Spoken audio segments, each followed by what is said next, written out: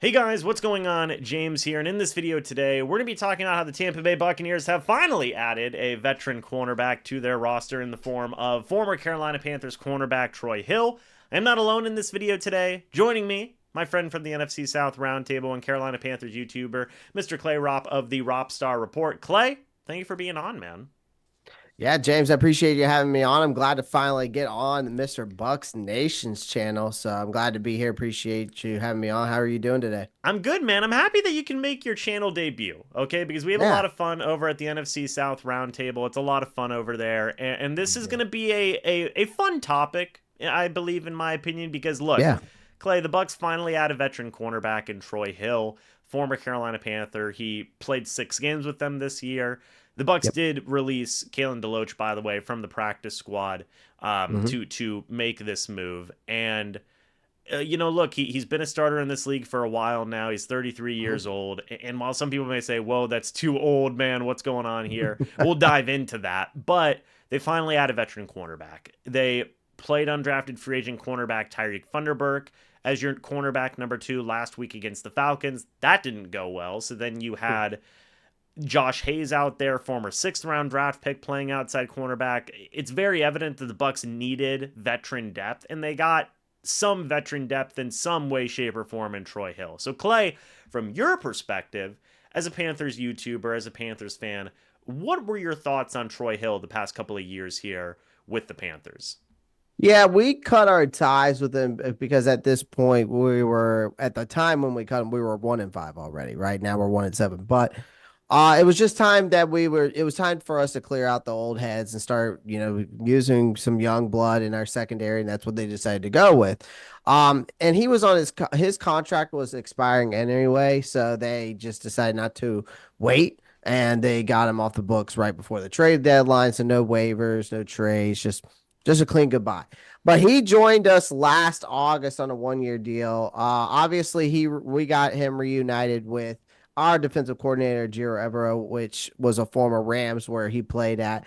And back in 2023, he actually had some decent play time. He's a nickel corner, covering 50% of his snaps, and recorded over 48 tackles, 6 pass deflections, 1 pick.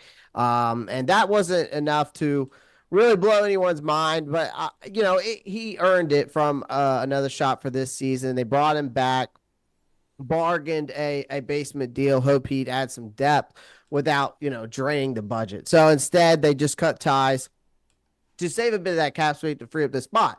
But let's be honest, and I'm going to be honest with you, James. His best days are behind him. He's been around for 60 NFL starts. His recent performance and coverage was been subpar at best. He slipped out of the top 55 cornerbacks by PF grading over the past 3 seasons. So he's heading the same way right now. He was once an outside corner, and he was very reliable in that position, but he's been mostly stuck in the slot lately. And with that versatility, might make him a useful plug in for a team like Tampa who's looking for him. His coverage skills this season, uh, when I seen him have been a bit shaky enough to that no one's expecting miracles, but yeah, I think his best days are behind him. No, it's now. I will say I do agree with you. Right, whenever a guy's 33 years old, right? Mhm. I mean, Right. it's pretty much gonna be uh predetermined. He just turned 33. That yeah, his best days Mhm. are probably gonna be behind him. But I think this also does speak to the level of how badly the Bucks needed some Mhm. veteran cornerback depth. His best season far and away came back in 2020 with the Rams. He had 3 picks, 2 of those were pick sixes. Mhm. Which was nice. He has 9 career interceptions in 119 total games played. For Yep. the Panthers, the past 2 years, Clay, he started 5 games. Mhm. He played in 16 in 2023, 6 in 2024. Yep. He had 1 pick last year. It was a pick six. He had a forced Mhm. fumble last year. This year, like you said, um, not the greatest. Hadn't really registered a pick. Did register 1 pass deflection, which is cool, but Mhm. aside from that, nothing really notable. Whenever you take a look at the advanced stats too, Clay, Mhm. he was targeted 17 times this year, allowed 15 completions, an 88.2 completion percentage, a passer rating of 119.4 when targeted. So Not great. Now, Yeah. I know you mentioned Pro Football Focus. Just to take a look at that real quick, his Yeah. overall grade is a 63.2, which is in the Hmm. green. It's a little bit above average. It's Right. 94th out of 201 cornerbacks. His coverage grade is a 70.6, 43rd Hmm. out of 201 quarterbacks. Now, Yep. I know there's a lot of debate as to whether or not you take Pro Football Focus with a grain of salt and things Correct. along those lines, and I completely understand where people are coming from with Correct. that. Hmm. Look, I think at the very least, it's a veteran body, right? It's a veteran in the building, and Yeah, and I'll say this, James. He's experienced, and for a team like you guys, who could be a contending team, could use a veteran like this to at least be a decent pinch, right? But any team picking him up, I just like you guys are doing. He's a solid corner. I will say he's solid. Now he's just got to try to keep up in a younger man's game. That's the only thing because he's got miles on him, right?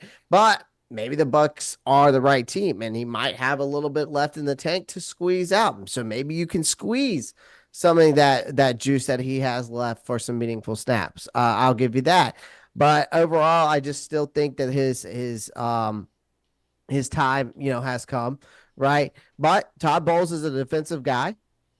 Maybe he's got some ideas for him. I think one thing that's going to be interesting to kind of note too is like, obviously, learning the playbook is going to be a thing in terms of Yep. how quickly he's going to be elevated. But also, I think just getting another veteran mind in that cornerback room to just help out the younger cornerbacks, right? Mm-hmm. Um, just to get another sounding board, so to speak, right, is also important as well.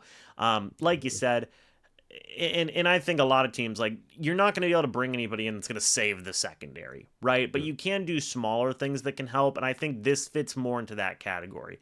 I don't think you should expect Troy Hill to go out there and be like, "Oh man, he's going to start every game. This is going to be great. He's going to get like 5 interceptions." Of course not, right? But there are other smaller things that can be done that can help in terms of just being a presence in the locker room, just being like you said, a guy that is he gonna be, an absolute world beater? No. No. But if you absolutely need some type of help, you could do worse, I believe. Mm-hmm. And it's a veteran at the end of the day. And yes, he is Yep. 33 years old. Yes, well, not even probably. He is past his prime, but there is still value to be said for bringing in a veteran in some way, shape, or form, Clay. So, Right. I know this probably isn't the move that everybody wanted. I know a lot of people want like an Xavier Howard or a J.C. Jackson or whatever it is, but hey, man, there's still value, right? I always hold the opinion of you never know who can make an impact, and maybe Troy Hill can make an impact in ways we won't even see, Clay. So, Never um, know. but Clay, hey, thank you so much for being on, man. It's Yeah. greatly appreciated. Guys, go check out the Ropstar Report. I'm gonna link Clay's channel in the pinned comment as well as the top of the description of this video. Clay does a lot of great work. Dude's always live. Clay is always live talking about the Panthers. So if you guys want to get more insight on an NFC South division rival, go check out Clay's channel. Go subscribe. This dude deserves way more subscribers than he has. Hmm. Absolutely electric content here for the Carolina Panthers, and he keeps you as up to date as you can humanly be. So, Clay, do you have any final words before we go ahead and sign off here, man? No, I appreciate that. You keep talking like that to me. I'm gonna blush.